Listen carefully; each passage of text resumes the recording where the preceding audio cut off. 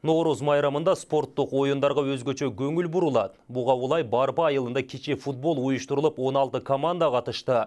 4-чү орунга чейин акчалай сыйлыктар коюлуп, мыкты оюнчу, мыкты командаларга грамоталар тапшырылды. Мындай спорттук оюндар жаштарды достукка жана ынтымакка чакырат. Барпа айылында Ноорузга карата кече футбол өткөрүлдү. Мында айылдардан 16 команда катышып, 1-чи орунга ат салышты. Акчалай сыйлыктар жана грамоталар коюлган. Азыр бүгүнкү күндө бул жерде ушул Барпа айыл өкмөтүнөн командалар келди. Анан шаардан Ырыс айыл өкмөтүнөн командалар бар. Жалпысынан 16 команда болду азыр. Уже групповой этап бүтүп, 8 команда аныкталып чыкты.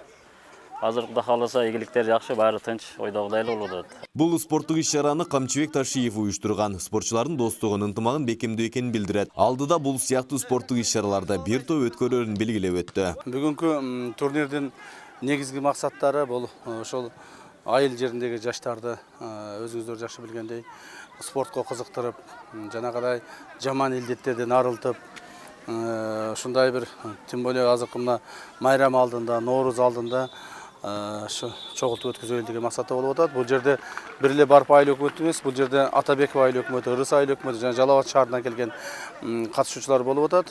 Ушул футболдук турнирди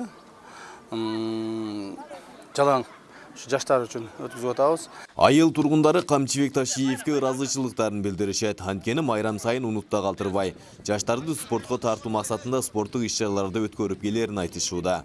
Ушул жерден чыгып, кыргыз элинин ушул жерден чыккан жаштар, Барпынын кыргыз жигиттери өзүнүн атак даңкын, Кыргызстандын атагын алыска чыгарып, албетте муну чыгарып атат, өзүнүн эмгек көрсөтүп атат.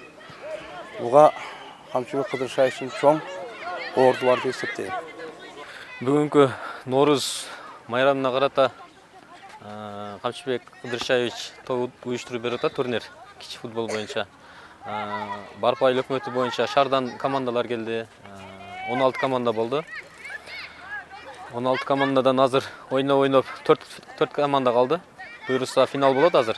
Спорттук иш-чаралар тынымсыз өтүп турса, жаштарга пайдасын тийгизет. Алдыда бир топ спорттук иш-чараларды өткөрөрүн билдиришет.